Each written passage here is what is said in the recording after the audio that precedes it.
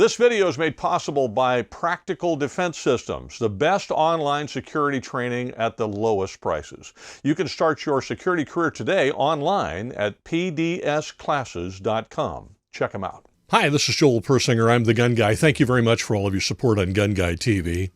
I had the opportunity today to interview Sam Paredes of Gun Owners of California.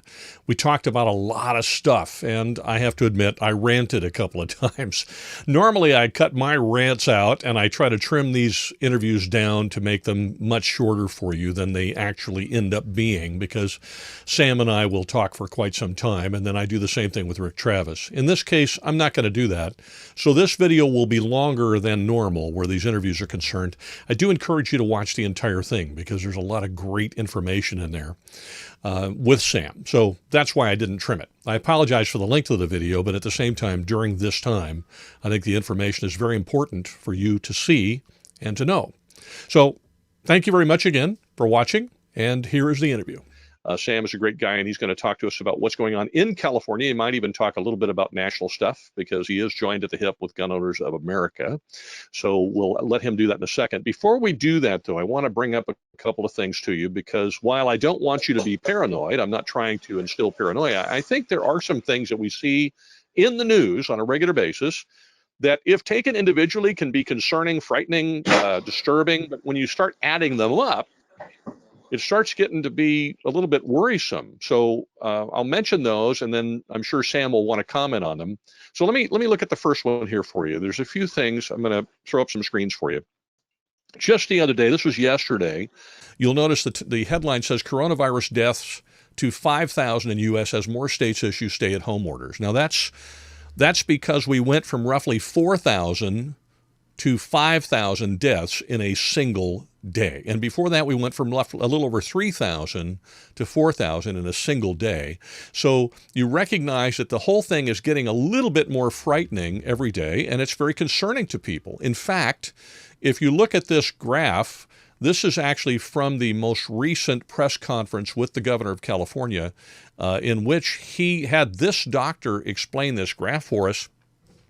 And what you see on that graph is you see a horizontal line in the middle of the graph, and then you see two lines that arc up intersecting that graph. Well, let me put a little circle on it for you so you can see where those intersections are. And you can see that there's a dotted line that intersects early in just after April, somewhere in April, and you have a solid line that arcs up and intersects sometime in May. What those represent, that horizontal line represents the point at which the medical system in the state of California can no longer handle more patients. In other words, beyond that line, when you get above that line, the medical service in the state of California will be overwhelmed. The dotted line is what you're seeing there is what indicates at what point the system would be overwhelmed if we didn't do anything to try to mitigate it. That would be in April. And the other line, the solid line, indicates at what point the medical system will be overwhelmed in the state of California, regardless of what we do. So it's no longer a question of if our medical service is going to be overwhelmed, but when. And that, again, is concerning when you're looking at the deaths piling up. So that causes people to be very, very concerned and very worried, and I thoroughly and completely understand that. And then you realize we're all locked in a building. So why are guns important is what I'm getting to here. We're all told to stay home, and more states are issuing those stays. Well, I got to tell you, the longer you stay home, the more you get cabin fever. And if you're already a little bit kooky, you go completely around the bend at some point, and some people are doing that. There was just a story the other day about a guy in California who was a train engineer who crashed a train. This story headlines, California engineer derails train over suspicion about coronavirus aid ship, the USNS Mercy. So he thought the USNS Mercy was not a hospital ship. It was some other thing. He had a conspiracy theory in his head. And he thought, the way I'm going to make this happen, the way I'm going to make people understand is I'm going to crash my train. This dude was about 3 fries short of a Happy Meal, and he crashed his train. And one has to ask why. I don't know why. The dude was a nut, okay? But the fact is, this demonstrates that people are going to go kooky from time to time. There's nothing we can do about it, but it's going to happen, I think, more when people are looking at this kind of news and they're worried about the virus, and then they're also stuck at home. Then add on top of that The fact that the politicians are wanting to release people from prison early. You got this story in Breitbart, coronavirus jailbreak. California Governor Gavin Newsom commutes sentences for 14 convicted killers, at least one of whom, was convicted for killing a child. So they're letting the murderers and violent folks out of prison early because they're worried that they might get the coronavirus, where in my particular opinion, they ought not be doing that. They ought to be leaving them there. If you don't want to get the coronavirus in prison, then don't murder people and you won't be in prison in the first place. All right, then you add, so far we have more deaths. The virus is getting more frightening. The medical system may not work anymore. People are going a little batty in some instances. The politicians are letting criminals out of jail, and the cops are getting sick. This story in Liberty Park Press says coronavirus clobbers cops, and suddenly second is first fallback. In other words, the cops are sick. There's less of them on the street. They can't handle it. And so as a result, the Second Amendment becomes the way that citizens are going to be able to keep themselves safe from criminals, more of whom are going to be on the street because the government is releasing them. Now, if you don't think that this is really going to be a problem in the United States, remember that our government continually looks at Europe and other countries to see what's happening with this virus from an infection perspective. Perhaps we ought to look at other countries to see what's happening from the perspective of cops. This story appeared yesterday in Breitbart. Over 10,000 French police officers quarantined over coronavirus fears. Well, if it happens there, it's probably going to happen here. In fact, just the other day, there was a news story out saying that in California, since there were fewer highway patrolmen on the street, that they wanted you to know that you might be in danger being on the highway because there were more and more people driving down the freeway in excess of 100 miles an hour. Well, why do you suppose they're doing that? They're doing it because there's no cops there to stop them from doing it. Well, that's going to bring other problems as well. I mean, look at this story today. This story is today. Yesterday, the story came out about the 10,000 cops in France being quarantined. And today, there's a story out, French gangs engage in machete street brawl despite the lockdown. Well, the truth is, when you have less law enforcement, you have more criminals doing more things, and you have some people going batty because they're told to stay in their house for long periods of time. Now, I'll show you this map. What gun owners of California and gun owners of America and organizations have been fighting over and are still fighting over is local politicians and state politicians trying to close gun stores and restrict the sale of ammunition and restrict the sale of guns to honest law-abiding citizens, while all this stuff is happening in our world and in our country. You can see on this map that most of the states now, the gun stores are open. But there are still states that are red where gun stores are closed. And there are a great many states, including California, where it's catchy. It depends on what county you're in or where you are, what city you're in. And all of this stuff is what Sam is involved in. So now, Sam, now that I've done all of that, and I've shown everybody that, what are your thoughts? 4 weeks ago, Joel, you would have asked anybody on the street, any neighbors or friends or family members, could you imagine that we would be in this situation, that we would be in the middle of a sensational, dramatic TV movie or theatrical movie involving a pandemic? I mean, everybody would have said, that's not going to happen. Yeah, it's the movies. That's zombies and the zombie apocalypse and all of that stuff. Well, here I am inside my bunker, which is actually just a background. But there you go. But it looks good. It looks good. Cool. And now and people are coming to realize, because of all of the restrictions that have been put on them, that hey, we are in the middle of this movie. It appears to be bad based on the news that we are getting. And they are coming to realize a very natural thing, that they can now see what might happen in the future from here. And if they would have thought that they could never be in this situation that we're presently now, does that mean that the possibility of all of the crazy stuff that can happen if this thing gets really bad might occur, in which case, like you said, 10,000 police officers in France are going to be out of service for at least 2 weeks if they don't have the virus. And if they do have it, who knows how long they're going to be off service. 10,000. Unfortunately, maybe permanently if they perish. It would be horrible. Correct. And now today we heard of 2 officers out of Riverside that have passed away. One day after the other, and another one up here in Northern California in Santa Rosa passed away from complications due to the coronavirus. So our law enforcement community is absolutely going to be affected. They don't want to catch it. Well, no, they want to be safe. Having worked with law enforcement for many, many, many years, and my dad being a deputy sheriff, I can tell you that law enforcement it's a job. It's not supposed to be a suicide mission. So that's true. There's always going to be that little bit of hesitance to come into contact with somebody that you think you might actually be able to infect you with a deadly disease. Yes. So even those that are working are going to have that concern. Yeah, right. And that's a natural thing. So those of us who are all stuck at home going stir crazy, we finished all of the special projects that our lovely spouses could come up with for us to do, and we've been kind of putting off for a long time. And now we're I've loaded. No, I haven't loaded every unloaded bullet that I have. I still have plenty of those, so I can keep myself occupied. But people are saying, if the police can't come, that means it's up to me to be my own first line of defense. Right. You and I have talked about it. We've preached this for years and years and years.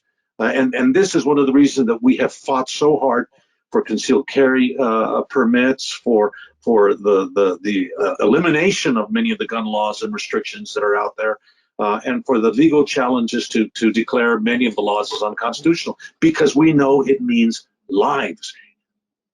Fewer gun laws saves lives. More gun laws affect law-abiding citizens and makes it more difficult for them to acquire the single most effective tool to protect themselves in their homes, with their families, and in their travels, and that's a firearm. There was nothing any better. And people, I talk to gun stores throughout the state of California, Joel, and they're telling me, anecdotally, of course, that gosh, over 90% of the people that are coming through my door have never purchased a gun before. Many of them are self-identifying as anti-gun liberals. Right. But now they realize that what you guys have been saying all along is true. And what do you mean that I'm going to have to wait 10 days before I can get this tool to protect my family? The background check, okay, I'll do that, but 10 days? And I have to take this safety training, which the firearm safety certificate training is a minimal, basic firearm safety training, but it works. We aren't hearing about people having accidents or going and doing crazy things, those that have purchased guns. So that's a really good thing. So all of the fear mongering about, this is not the time when people should have guns. Well, if you as a politician are promising that when the police department can come to protect me in my home, that you're going to strap up and come and stand in front of my home to protect me against some sort of a danger, maybe I'll think about it. But the reality is that I know you're a wimp and you don't know how to use a gun, and I don't want to count on you to protect my home and my family. So I'm going to take that responsibility on by myself. So you have a general public that, given the vast universe of information that they are consuming right now, they can foresee the potential for things getting really bad. And that means roving gangs of gang members with machetes, first fighting themselves, and then there's the unsuspecting law-abiding public out there. And when they know that law enforcement will not be able to respond, they're going to do what they're going to do. We have politicians like Governor Newsom, who is commuting the sentences of 14 convicted, really bad people murderers, child Yeah, murderers. we're And not what is the talking about explanation? people who were shoplifters down the street at the liquor store. We're talking about people who actually killed others, and he's letting them out of the jail. Well, what are they? If that's their predilection to kill people, and now they're out of jail, what makes you think that they're going to fail to do it again? We saw this in California once before, back when Governor Jerry Brown appointed Rose Byrd to the Supreme Court, Chief Justice of the Supreme Court, and she and her liberal majority, Justice Grodin and Justice Reynoso, were commuting the sentences of people who were convicted felons, convicted murderers. And it took us 10 years, but we took them out because these convicted murderers ended up murdering again once they were released, once their sentences. And so I think that something similar might have to happen again here with this governor and this legislature, who does not believe inherently that it is the fault of the criminals that they commit criminal acts. Somehow we share in that blame, and therefore they need to be released back into our communities so that they can make themselves well. That's crazy. Yeah, no, it's nuts. That's crazy. And it may sound horrible, I am a Christian, and I like to be charitable and so on. But at the same time, I said it. I'll say it again. If you're in prison for a violent crime and you are therefore at risk of contracting the coronavirus because you're in a confined space, there's an answer to that. Don't commit violent crimes, and you won't find yourself in prison. It's not appropriate to let a violent criminal out because you're worried about their health, so that they can then take the life or injure the health of a law-abiding citizen. That's right. That's right. Yeah, and then tell the law-abiding citizen, well, by the way, you can't have a gun to defend yourself against this criminal I just let out of jail. Yeah. Yeah. Who is going to be able to find a firearm in 45 minutes in any community in the state of California with ammunition and all that they need to commit their crimes. But you are not going to be able to go to a gun store because we've closed some of them down, or you're going to have to wait 10 days in order to defend yourself and your family. And then you're going to have to go through background checks on if you want to buy ammunition. And if your driver's license isn't exactly correct, and match the information when you purchased a gun, you're not going to even be able to get the ammunition until you fix that. This is totally backwards, Joel. Well, and I'll tell you, I got absolute insanity. I got a message from an individual who just actually got through the process, bought his or her, I don't know which, his or her first gun in 9mm. Didn't think about the fact that maybe 9mm ammunition isn't available, because everybody's buying up all the ammo. So now has the gun, can't find ammunition anywhere.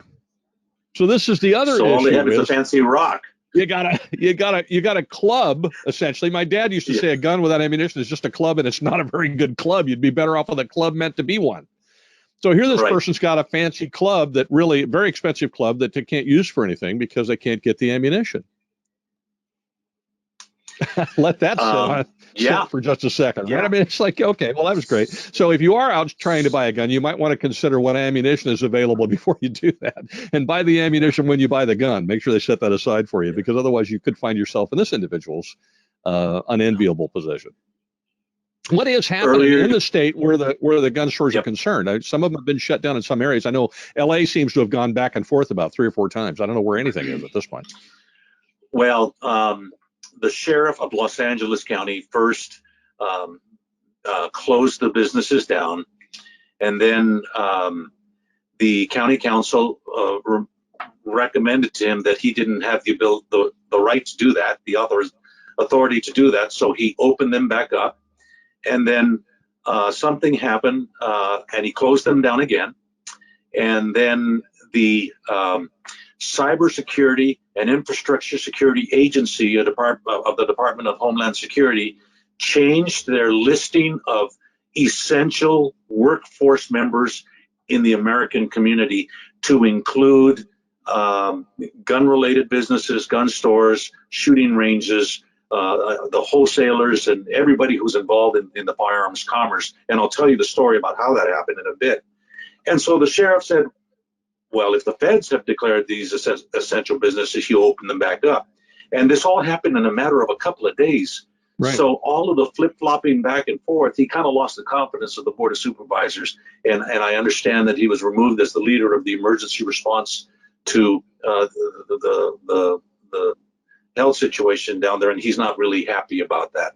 The city of Los Angeles, with their city attorney, Mike Fuhrer, is an arch hater of the Second Amendment and the Constitution, and has basically directed the chief of police that they are not going to agree with the federal government that firearms dealers are essential parts of the community, and they're going to continue to keep them closed. That's happening in some communities in the Bay Area, but the vast portion of California, the sheriffs have taken the leadership role and said, no, we consider firearms related industry and workers as essential. Gun owners are their partners, and by keeping the stores open, they ensure that purchasers are getting basic safety training, and that they're out there available if things just go to muck. Police officers, they have families too, and they don't want their family members at their home without a firearm. You can bet your sweet bippy that they're going to make sure that they have firearms and ammunition and the training to use them while they are out sacrificing and putting themselves between in harm's way to protect us from the predators that exist. Now, here's the background on the whole gun store ban. Governor Newsom issued an executive order that directing all of those state and local agencies that the list that has been compiled by CISA, by the Cybersecurity and Infrastructure Security Agency, that their list of essential workers are the list that everybody should go by, and that those people that are a component of that should be considered essential workers in the state of California. Well, last Thursday we were invited by CISA to be in a nationwide telephone conference to get an update on what was going on. And our attorneys at Gun Owners of America encouraged us to write a letter to CISA and ask them to include the firearms industry in their list of essential workers.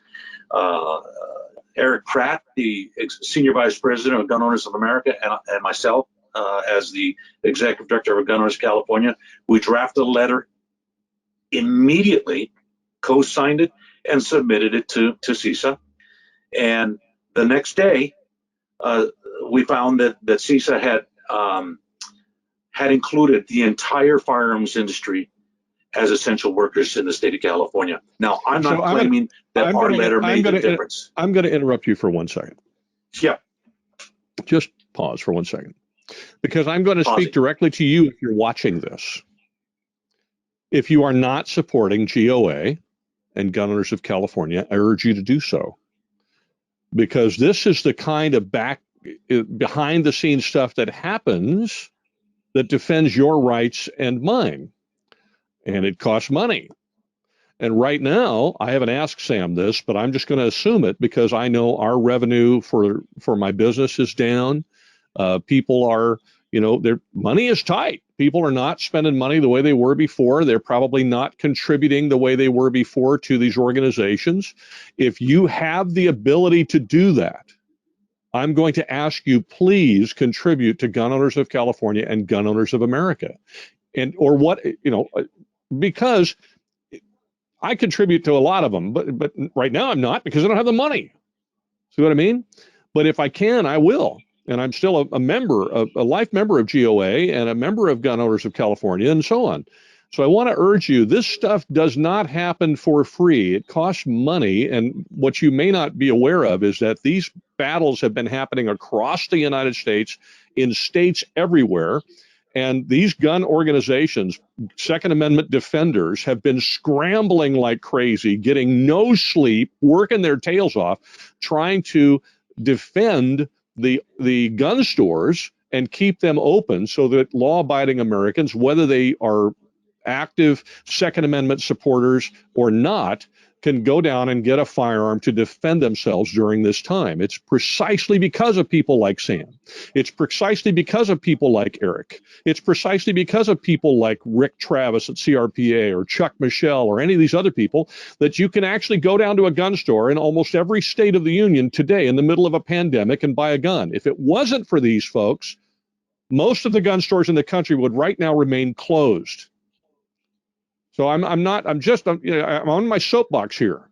We have to support these organizations. If you're not doing so and you have the financial ability to do so, I urge you today, I'll put a link in the description today.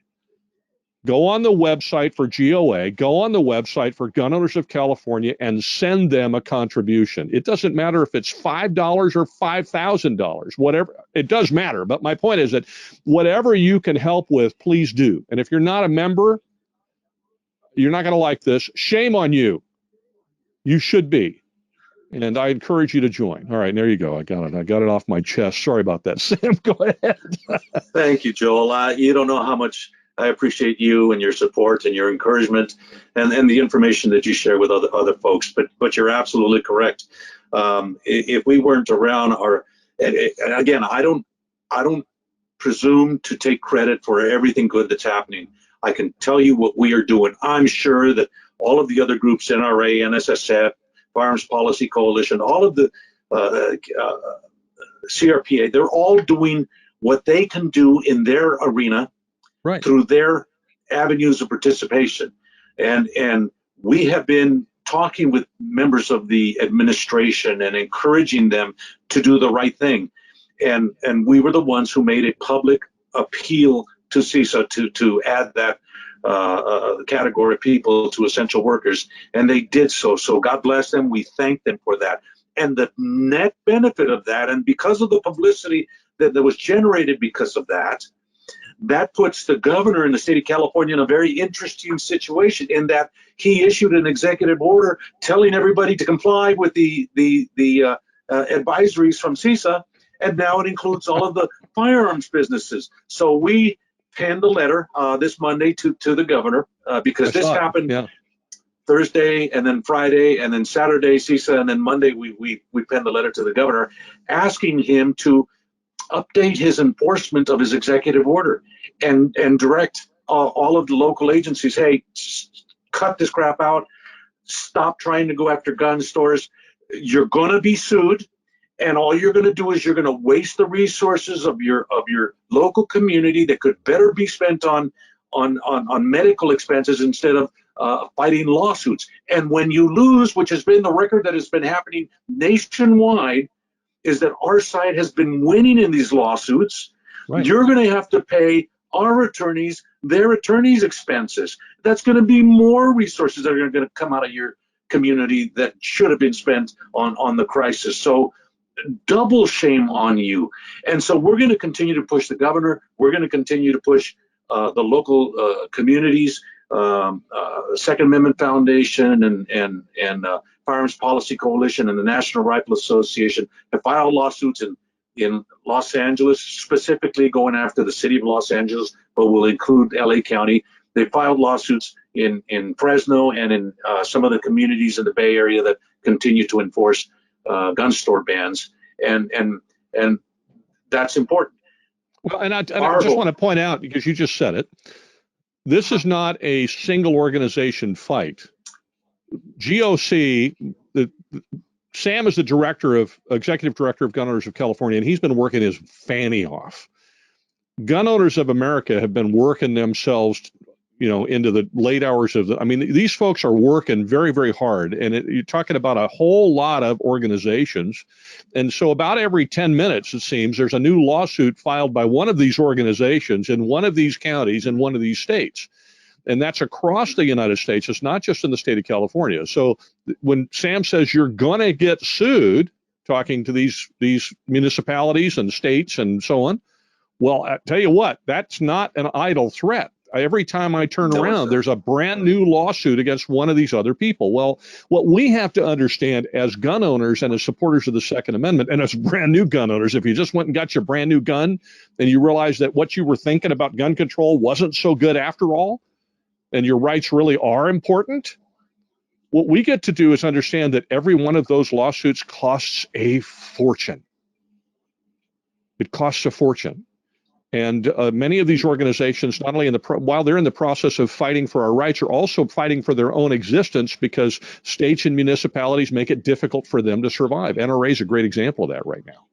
They're fighting for their own existence while they're also fighting for our rights. GOA is constantly in battles all over the things. And if you think these organizations don't get sued by whack job anti-gunners for this, that, or the other thing, you're wrong. So it is a constant fight. I will beat the drum of support these organizations until I drop. So if you don't like it, watch another channel because you're going to hear it from me every opportunity I get. And if we're going to save our rights in this country, we have to beat that drum. And let me give you a reason why. Okay, I know I'm interrupting, Sam. I apologize. That's okay. There was a story in the news yesterday. Let me see if I can find it.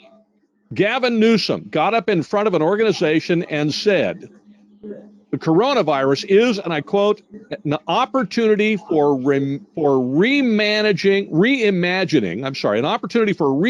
a more progressive era that takes the country away from capitalism and towards socialism. Now, why do I bring that up? Because I'm in my 60s, and Sam doesn't like to admit it, but he's older than me, okay? So yeah, I am. He actually does admit it, but that's okay. I cannot, in my memory, remember a time when any government in the United States or anywhere in the world has seized more control over its people and willingly, without a battle, given it back. If you can think of one, you're ahead of me because I cannot think of an example of that. I can think of examples where they've seized control and then been forced to give it back. But right now, we're all sitting at home. Why? Because we're under stay-at-home orders. The control over the people of the United States has increased dramatically.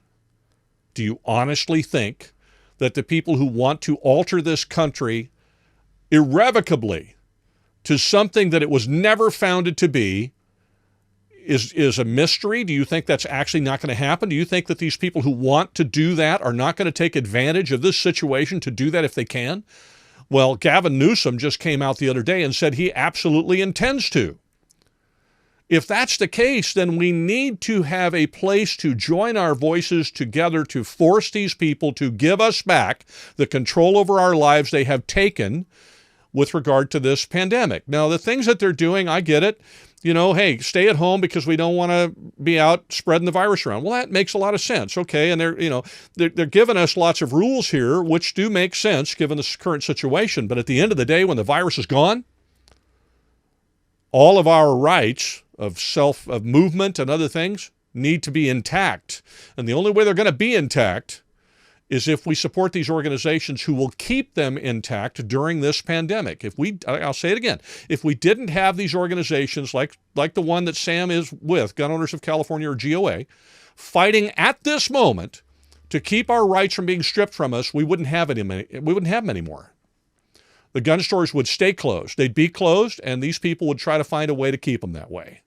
So I urge you, support these organizations. This fight has never been more important than it is right now. Don't forget that. All right, anyway. There you go. And no, Sam's not paying me anything, just so you know. If anything, I'm trying to throw money his way, not the other way around. So what else is going on? I know there was an argument before the court yesterday on, is it the Duncan v. Becerra thing? What's going on with that? That's our Freedom Week Part 2, I think they're calling it now, right? That's correct. That's correct. A 3-judge panel of the Ninth Circuit Court of Appeals heard arguments in the case of Duncan v. Becerra. This is the lawsuit challenging the state's rule on not allowing anything more than a 10-round magazine. And the arguments were made. Paul Clement, who was a former Solicitor General of the United States, his office was running the arguments. He had a very well prepared and well spoken attorney, a young lady named Erin, who made the arguments.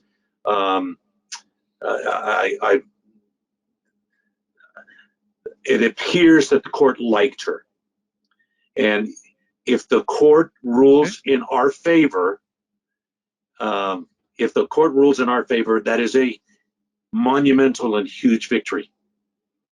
You can bet your bottom dollar that Becerra is going to appeal this to the United States Supreme Court, to SCOTUS. And SCOTUS, if they entertain this case based on the arguments that were made, they're going to have to make some modifications to the way we won this race in order to make this and protect the Second Amendment the way they've been talking about it. The arguments didn't particularly come from the text, history, and tradition of the meaning of the words at the founding. There was an admission that the state does have a compelling interest with regards to magazines and guns. I disagree with that. I don't agree that the state has.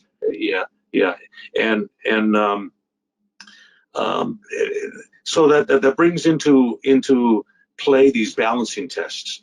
And there was some stipulation that, maybe there is a limit on the number of rounds that can and should be allowed in a magazine, but it ain't 10. Well, that's not the argument that I would have made. I would have said there is no limitation that is lawful under the Second Amendment that the government can make, period. Other than those two things, the arguments went well, they were well spoken, and if the court rules based on the questions that were asked, like one of the questions that they asked the Attorney General's lawyer was, so is it okay from the government's perspective that the government will allow a magazine that holds 0 rounds because you can still have a round in the chamber? And he kind of hemmed and hawed and basically said, yeah, that's kind of okay. Well, that kind of shows where they're coming from. So we don't know how long it's going to take for the Ninth to come up with a ruling. What happens from here is if they rule in our favor, whichever way they rule, either side, either the Attorney General's office or the pro-gun side, will have the opportunity to ask for an en banc ruling if we don't like what the 3-judge panel ruled. And that means that the Ninth will select 9 judges, including the Chief Justice of the Ninth, to sit down and rehear the case, to vacate the ruling of the 3-judge panel and to hear the case all over again. And then they make a decision. And then based on what happens there, one side or the other is going to challenge it to the Supreme Court. Pretty much that's a given. So really, it's kind of a given that the Supreme Court is going to be asked to hear this at some point or other, whether they choose to or not. That is correct. But I am hopeful that the 3-judge panel from the Ninth rules in our favor. If they do, it will be huge. It'll be huge because that means that we now live. It's no longer Freedom Week. It's freedom forever until the court enjoins their ruling. If they choose to do that. Yeah, it takes a long time. Yeah, do we know the makeup of that 3-judge panel as far as what the judge's history is or who appointed them, or does it matter? I haven't looked it up. It really doesn't matter, but based on the questions that were asked to both attorneys, they seem to be very favorable to the support of the Second Amendment, and that was good. We'll look it up, and we'll have that information up on our website to let people know, and we'll email people about that. But so far it looks promising. Remember, it is the Ninth. Right. You mentioned the text, history, and tradition approach to things. Uh-huh. Are we still waiting for the New York case to be decided upon by the Supreme Court? What's the status of that? Yes, the Supreme Court has heard arguments on that case. We are not sure if they are going to moot the case, as was requested by New York City, because they changed their laws so that there's no longer an injured party. So they're suing on where there's no more injury. Although our side was saying, yeah, there was a whole lot of injury. The financial losses that people had when they had to comply with your laws, and the hardship that they had to endure. So there is a continuation of injury. So, or the court can still rule on the merits of the case. Now, my way of thinking and my eternally optimistic position, view of things, because I know the story and we win at the end, is that had the court wanted to move the case, they could have already done it. Therefore, they wouldn't have to do any additional work that they're still doing on this case.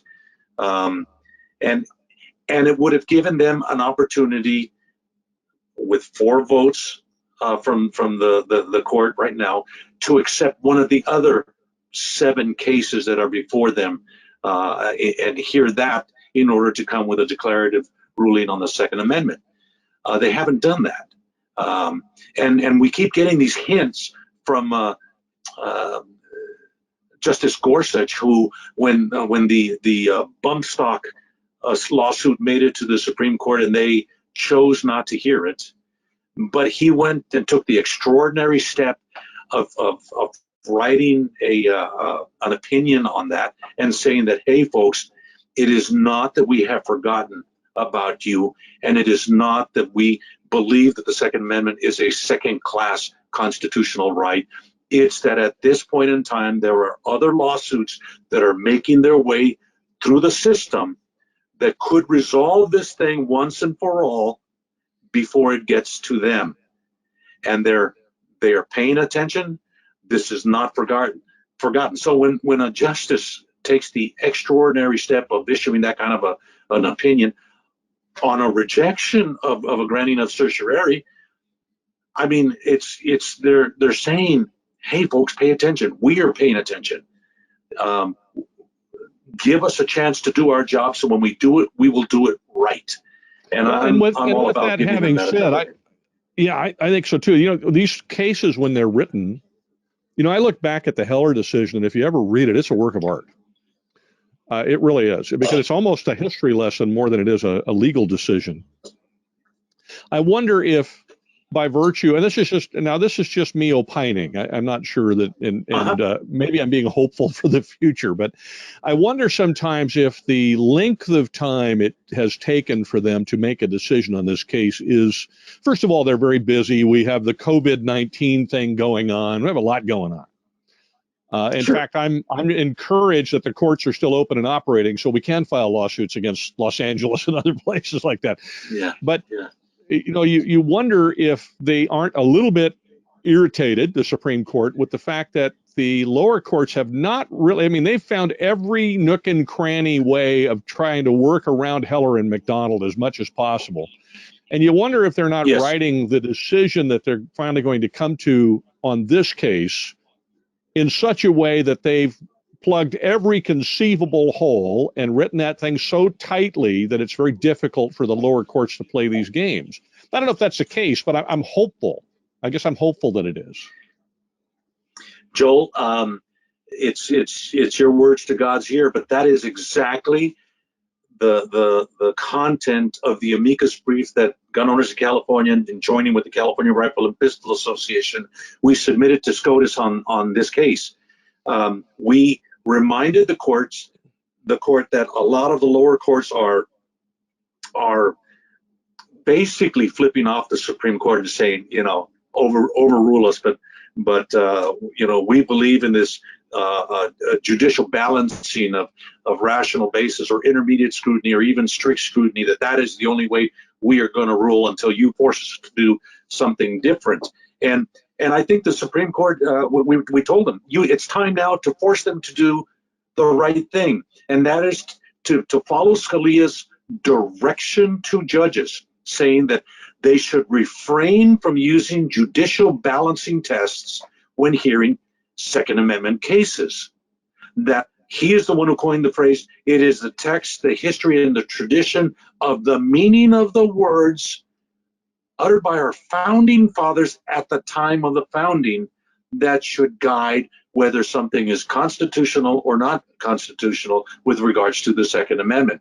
That means that there is no balancing. It is does this infringe on this right or not? If it does, it is unconstitutional. And you said it, based upon what the intention of the founders were at the time that they wrote it and what it meant at that time, not what somebody thinks it. You know, they keep wanting to go back and say the Constitution is a living document and it morphs into whatever we want it to be as time goes by. And that is absolute nonsense. It's not. It means exactly what it meant when they wrote it, based upon the history and culture at the time and their intention. That's not, if you just do the research, it's not particularly difficult to figure out what their intention was, because in the Federalist Papers and other places, they made it abundantly clear. Absolutely. They're the people who want to promote gun control are absolutely changing history, trying to change reality and honesty, and trying to build their cases based on things that happened after the founding, to build a case that, well, you know, the Wichita and Driftwood, they had gun control laws and they weren't overturned back in the Old West, so obviously that was okay. Well, it wasn't okay. No, it wasn't overturned back then, right? That should have been. It should have been. So you still have to go back to the founding, and we hope and pray that the court comes out with a definitive ruling. And if they do, Joel, we will have the opportunity for the first time to seriously go after challenging every single unconstitutional law that is on the books in the state of California and nationwide. And that scares the other side in an amazing way that would require them to continuously change their underwear. I'm glad that finally it's them that's scared, not us all the time. So yeah, no, they're very concerned, and that's why they beat the crap out of the city of New York to change their laws. And when the Supreme Court said, no, we don't believe you, because if we drop this case, you can change your laws. So they went to the governor, Cuomo, to change the law on a statewide basis, saying that we passed a state statute that prevents the city of New York from reverting back to its old law. And the city of New York said, you see, we can't do it, even though what we were doing, we believe was constitutional. Yeah, but the games they play, you look at these Supreme Court justices, even the ones I don't agree with, they're not stupid. So these games are very transparent that the state of New York and the city of New York have been playing. Right. And one wonders if the justices don't get tired of that kind of manipulative behavior, to some degree. If they can, and I tend to agree with you, by the way, although I'm certainly not an attorney or a legal expert or any of those things. But I agree that if they were going to declare the case moot, they could have done it very easily already, and there's no reason for them to have taken this much time to fiddle with it. So I'm of the opinion, for whatever that's worth, my opinion isn't worth much, which is why I have smart people like you come on the show, because I don't know what I'm talking about. Well, it's my it's my opinion that they're probably going to rule on the merits of the case itself, and I hope they do. Yeah, that's my opinion also. I am not an attorney. I'm the only claim to any legal expertise is that since 1980 I have been working with or in the state legislature in the drafting and opposition and analyzing of laws having to do with the Second Amendment for most of my adult life. You're a legal nerd. So I have a little. What else? I get these briefs. And I get these briefs, and I sit down and I read them. Don't bother me. I'm reading this brief written by so and so, and I just try to consume it all. And they're all an education. Your question? I do too. What else is going on in the state that people need to know about right now? And I guess I have two questions for you. Three. What else is going on in the state right now that they need to know about? What are you anticipating coming down the pike that these clowns are going to, what tricks have they still got up their sleeve during this pandemic we need to worry about? And what can people do to help you, and for that matter, gun owners of America, since we're all kind of stuck at home for the most part and not able to really get out as much as we need to? It's a little harder to keep abreast of what's going on out there. What's going on right now is that all of the legislation that was in place when this whole pandemic hit and they recessed the legislature, they're all still there, you know, requiring for you to weld or chain or somehow lock a container to the frame of your vehicle in order to be able to lock your guns in your car when you're traveling. On and on. More gun violence restraining order bills are coming down the pike. Just all, you know, everybody's kind of forgotten all of this stuff. More laws that would make it more difficult for us to hunt in this state are on the plate, and we are we're taking the time that's necessary in order to write the letters of opposition to many of these bills that are still in place. As the shorter the session is truncated because of the virus situation, the more intense the fight is going to be, because they're not going to give up. They're not going to stop on these things. What they're going to do is they're going to amend all the rules of the legislature in order to jam this stuff with minimal hearings, with expedited procedures in order to get bills to the governor's desk. This is the second year of a legislative session, so at the end of August or September, whenever the end of the session is, all bills die, and so it has to be on the last day of session. They can't push it forward, you know, stop the clock or anything like that. This is constitutionally the end of the legislative session, so that's going to be crazy. What people can do is take this time to go to our website, gunownersca.com or Gun Owners of America, and educate yourself on all of the issues that are out there and that are pending. That's very important.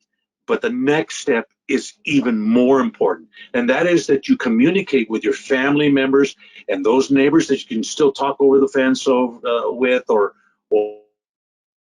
chat with on the phone, and remind them of the situation that we are in right now and how this government is set up to deny them their constitutional rights in order to protect themselves, and to let them know that, you know, you've never thought about having to own a gun.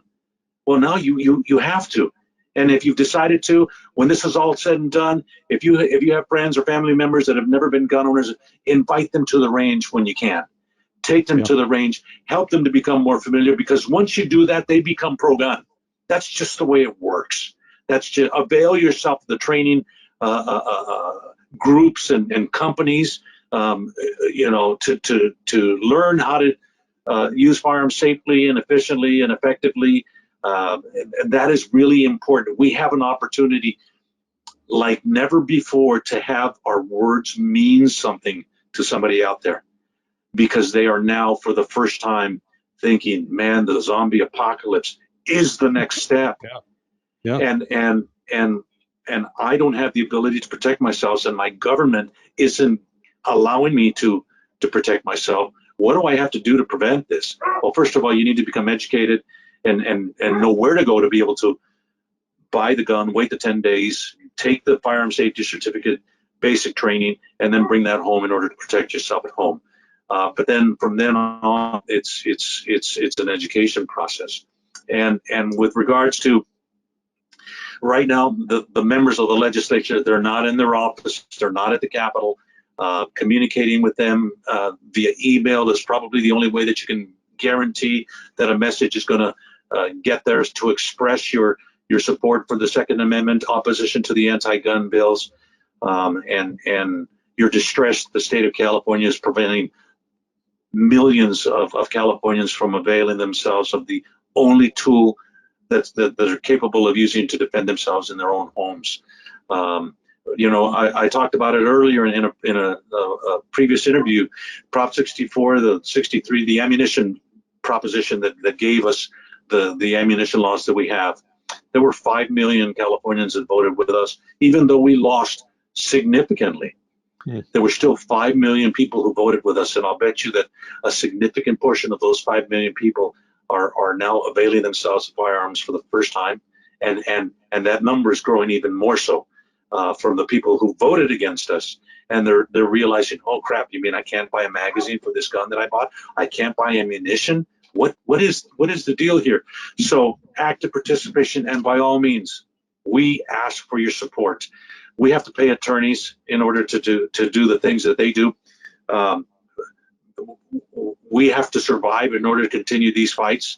You'd be amazed at what time of night my cell phone buzzes, because I'm getting communications from our folks in Washington, D.C., both late at night, which makes it 3 hours later from their time. When I get something at 11 or 12 o'clock, I know they're up at 2, 3, 4 o'clock in the morning working on something, and they need our cooperation right away. And throughout the day, the people that are supporting the Second Amendment are working harder now than ever before under the most difficult circumstances, and we are gaining victories left and right. Support Gun Owners of California, Gun Owners of America, support California Rifle Pistol Association, and any of the other groups, NRAs, FPC, pick them. But we ask for your support so that we can continue to do exactly the things that we're doing right now.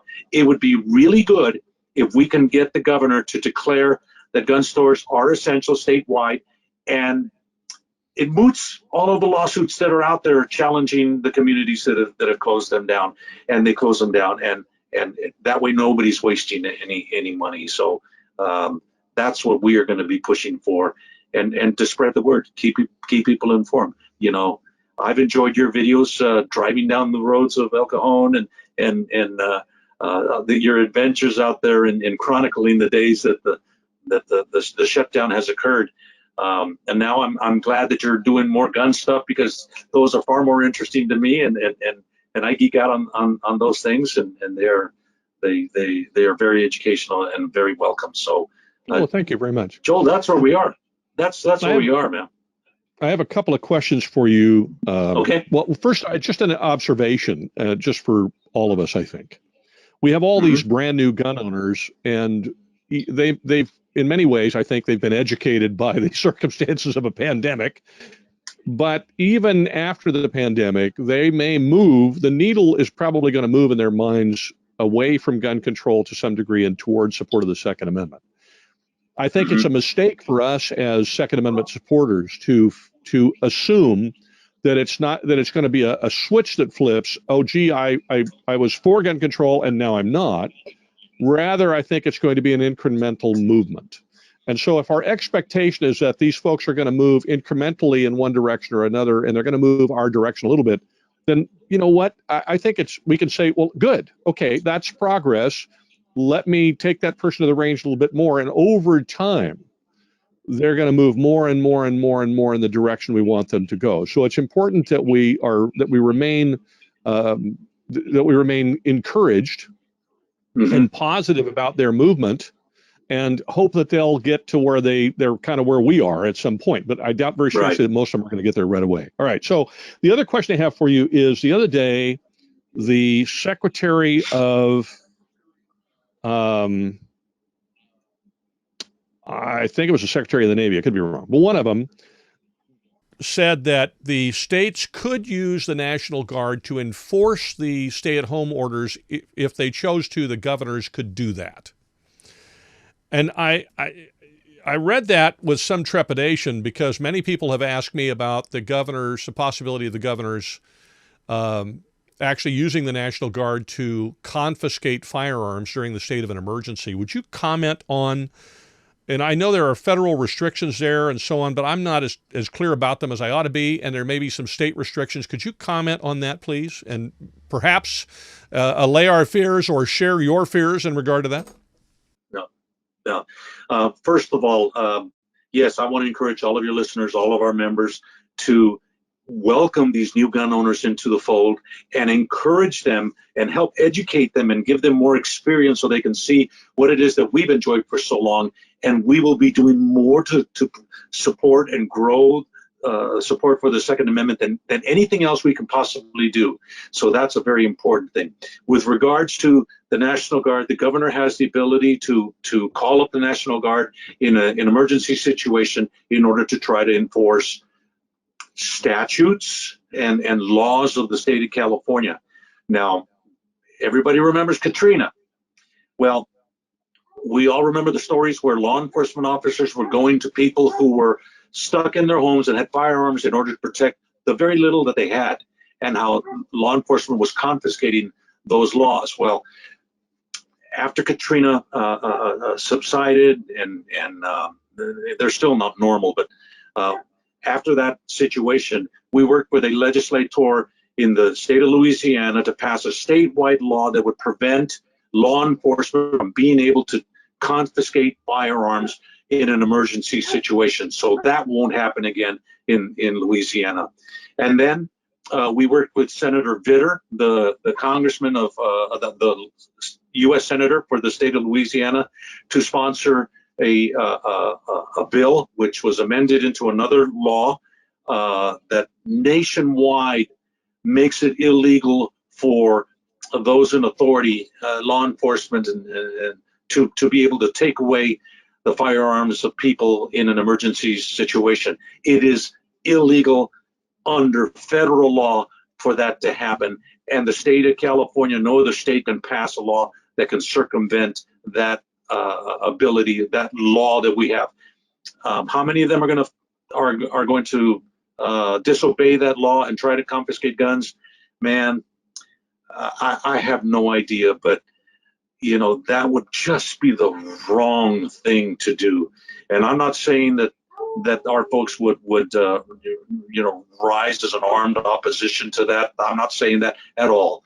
It's just ethically and morally and legally the absolute wrong thing to do, to confiscate the means that people have to defend themselves in their own home, their own families, and their own property. Do you have any concern that the governor might try to do that?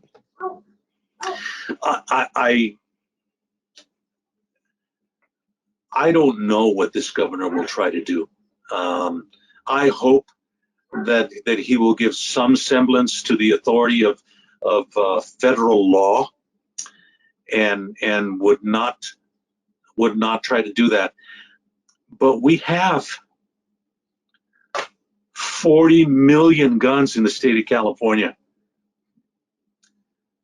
Not all the state troopers and law enforcement and National Guard members in the state there aren't enough to be able to go and confiscate all of those guns. So they're on a fool's errand if they do.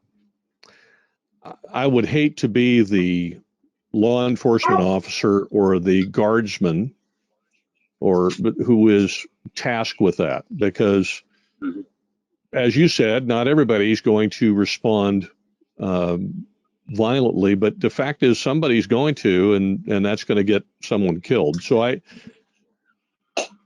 and I'm not in a position on YouTube to advocate for that. Yeah. So I'm not going to, but I will say that I think it's comforting to know that the law is in place, and I don't know what kind of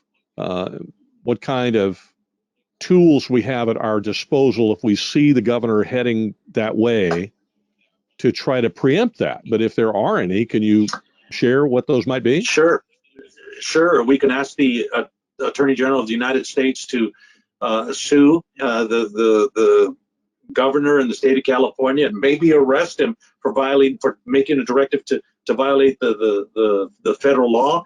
There are law enforcement agencies like the FBI and ATF that can come into the state of California to preserve federal law. And Joel, one thing that I need to say is that I know for a fact that there are tons of members of the National Guard and our armed forces and in law enforcement who would not comply if they are required by their authorities to go out and confiscate firearms. They don't believe in it. They won't do it. I know some of them will quit their jobs and go home and defend their families. So I don't believe that you would see a uniformity of all of law enforcement that would follow the governor in complying with some of these laws. I know that there are sheriffs throughout the state of California that would tell him, forget you and the horse you rode in on, don't even come into my county. because you will be facing opposition from the authorities of this county. As testimony to that, I've had a number of police officers who are friends of mine say there's no way they would resign. And one went so far as to say, I would resign and go home from my cold, dead hands. And I thought, okay, well, that can be. I think the other thing, I don't know whether it's possible or not, but at some point the president can federalize the Guard. So I wonder if, I don't know, but I wonder if under such circumstances where he sees the states abusing the Guard to violate federal law, if he can federalize it and countermand that. That is a very interesting question for Chuck Michelle. Yeah. You know, if he does federalize it, then they become agents of the federal government, which means that they cannot operate on homeland within the borders of the United States. That they can't be military within the U.S. Only the National Guard or the State Military Reserve, whatever they want to call it, can operate within the boundaries. So if the president federalizes it, you know, it's taking them out of the equation. Takes them out of the equation. For those. Yeah, I don't know. Yeah, I'm sure there's a legal geek watching this or a guardsman watching this who knows the answer. Sure. And if you do, put it in the comments because we'd love to know. Is there anything else we should be talking about? We've got a long time, Sam. Thank you so much for all of your help today. I really appreciate it. Is there anything else that Californians or Americans anywhere should know other than what we've already told them? Well, remember, this is the United States of America, the greatest country that has ever been established on the face of God's green earth. We have more freedom than anyone has ever had. And when we get together, that's when we are strongest. That's when we unify and we hope and pray and support our leaders who are doing the right things, that we get through some very difficult times. And I mean 9/11 and the victory when Osama bin Laden was finally taken out by the government. We are a great country. Don't lose hope. If you're at home, take the time to go to History Channel or to one of the other channels that are replaying some of the great moments in American history that make you proud and remind you that we live in America and we're going to get through this. And yes, there will be things that we'll have to deal with in the future, whether this thing is going to be a recycling thing that's going to occur or what. But we're going to get through this, and when we do, we're going to be all the much stronger. We have the ability to be a united country because of the internet, because of social media. We have an ability to talk to each other more now than ever before. And when America came together in the past, they did so without having that ability. They did so by talking over the transom or talking over the fence with their neighbors or talking at church or talking at their jobs. Now we have an ability to be a united country under God. And now's the time that we have to do that. We cannot lose hope. We have to be vigilant. We have to be wise, and we have to be cautious, and we have to be prepared. Like you said earlier, you know, we are preppers, you and I, and we have done what we needed to do to protect ourselves. I don't know that either you or I would have ever thought that something like this could have happened, but thank God we were ready for something like this and could survive something like this for some period of time. But more and more people are going to realize that, hey, I have to take care of my family. I have to think of them first. So well, and I first of all, I don't think I could have said that better. So I'm not going to try to add to it, other than to say this: I think let's take care of our neighbors too. You know, absolutely. Certainly I've got neighbors who are friends of ours, and we're trying to encourage them. And we have elderly folks we're trying to make sure they have what they need, because frankly, a lot of them are afraid to walk out of the house right now because they're in that, they're like you and me, they're older, and, you know, I've got some, but they're older than me and they're older than you, and they've got a lot of health issues. And the last thing they need is a coronavirus, because it would probably put them in, you know, put them onto the grass instead of above it pretty quickly. So we're trying to help with them. And, you know, I would say also, if you can, I would encourage you to volunteer some time with organizations, Second Amendment organizations, but also other things. For example, as a ham radio operator, I've gone ahead and volunteered for ARES here in San Diego, which is the Amateur Radio Emergency Service, to help out with that. And they've got a virtual meeting tomorrow. What day is today? It's Friday. It's all running together. We got a virtual meeting on Saturday, so I'm going to attend that and trying to volunteer there. And my wife and I historically during these kinds of things, whether it's a fire or whatever, or try to help out with the Red Cross or whatever. Get involved with your community to the degree that you can, because we are, we're constitutional folks. Second Amendment folks are, and it's important that we don't divide, but instead we come together as a community as best we can. So I would encourage you, if you are already prepared for this, because you're a bit of a prepper, and we're very prepared for it in my home. I know that Sam is as well.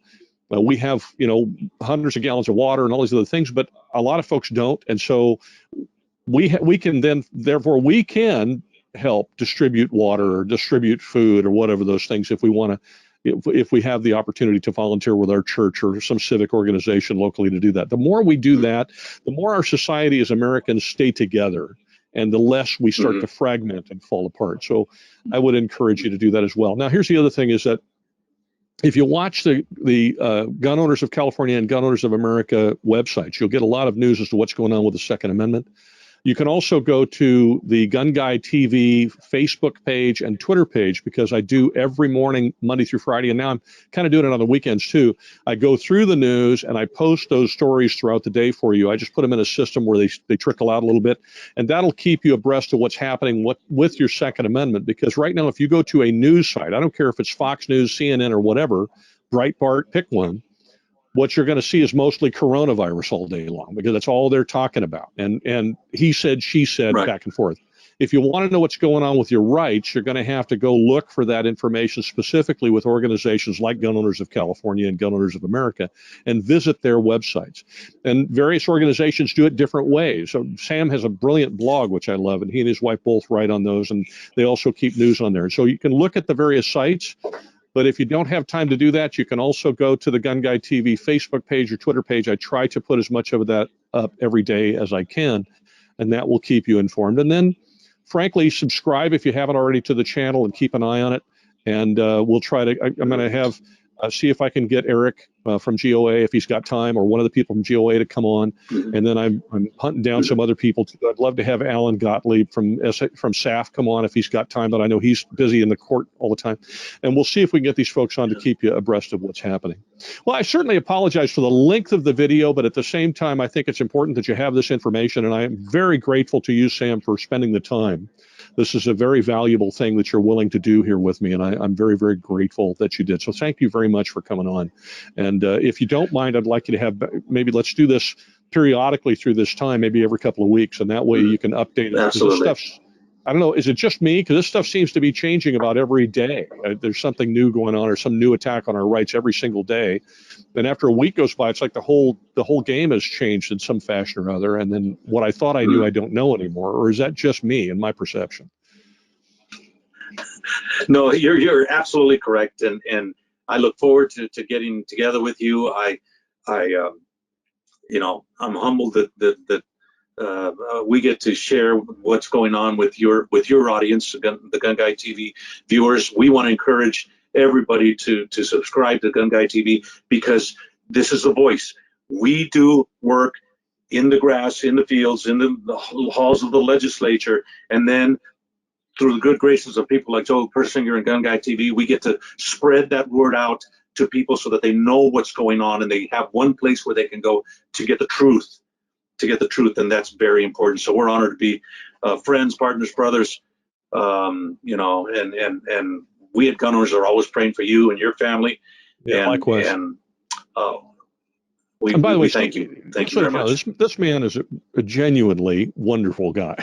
Don't tell him I said that. I don't want him to get a fat head, but my son and I always look forward to seeing Sam. We always look forward to hearing from him. So, please support him, support Gun Owners of California. He is a genuine individual, works very hard on this. Sam, I'm going to let you get back to your hand loading and reloading. I'm going to actually do a little of that myself this week because I'm running low on a couple things. Thank you very much for watching. Thank you very much for, well, yeah, look at you. I love it. Thank you very much for watching. Have a wonderful week, and wherever you go, whatever you do, please be safe.